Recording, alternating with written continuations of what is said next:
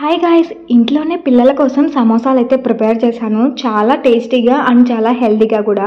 So పిల్లలు కూడా చాలా ఇష్టంగా తింటారు. ఎప్పుడు చేసే మైదా పిండితో కాకుండా ఒకసారి గోధుమ పిండితో కూడా ట్రై చేయండి. ఫస్ట్ అయితే ఒక కప్పులకి గోధుమ పిండి తీసుకొని, సో నేను మెజర్ ఏం చేసుకోవట్లేదు, అందాజుకి వేసుకున్నాను. అందులో కొద్దిగా సాల్ట్ వేసి తర్వాత వాటర్ పోసుకొని ఇలా పిండిని ముద్దలాగా కలిపేసుకొని పక్కన పెట్టుకోవాలి ఒక 10 minutes.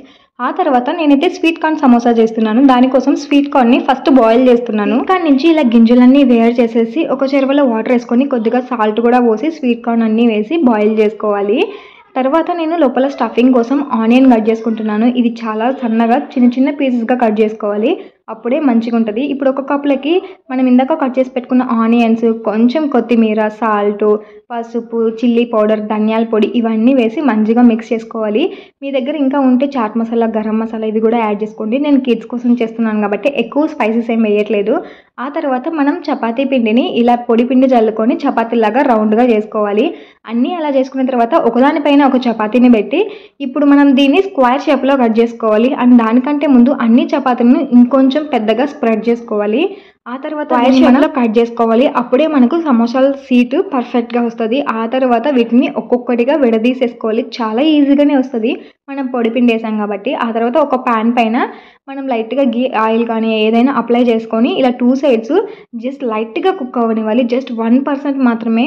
అప్పుడే చపాతీ షీట్స్ మనకు మంచిగా రెడీ అవుతాయి. ఇప్పుడైతే మనకు సమోసా షీట్స్ అయితే రెడీ అయిపోయాయి. ఆ తర్వాత స్వీట్ కార్న్ కూడా వేసి మళ్ళీ ఒకసారి కలిపి మంచిగా మిక్స్ చేసుకున్నాక మనం మైదా పిండిలో కొద్దిగా వాటర్ వేసుకొని మంచిగా ఇలా మిక్స్ చేసుకోవాలి. సో ఈ తర్వాత మనం సమోసా షీట్స్ ఉన్నాయి కదా, సో వాటిని సమోసా షేప్లో చుట్టి పెట్టుకోవాలి. ఆ తర్వాత మనం సైడ్స్ని మనం మైదా పిండితో చేసుకున్నాం కదా, దాన్ని పూస్తూ అతికించేసుకోవాలి. లోపలైతే స్టఫింగ్ పెట్టేసుకొని పైన ఉన్న లేయర్ని కూడా ఇలా మైదా పిండి దాన్ని మిశ్రమాన్ని అంతా పూసేసి క్లోజ్ చేసేసుకోవాలి. మిగతా షీట్స్తో కూడా సేమ్ ఇదే ప్రాసెస్లో ఒక సమోసా షేప్లో రెడీ చేసుకొని ఆ తర్వాత లోపల స్టఫింగ్ పెట్టుకొని దాన్ని మనం మైదా పిండి మిక్స్తో ఇలా మంచిగా క్లోజ్ చేసుకోవాలి.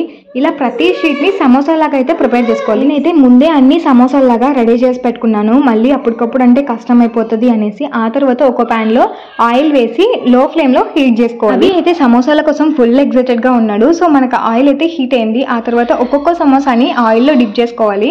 సో మంటని మీడియం ఫ్లేమ్లో పెట్టుకొని 2 sides బ్రౌన్ కలర్ వచ్చేంత వరకు మంచిగా ఫ్రై చేసుకోవాలి.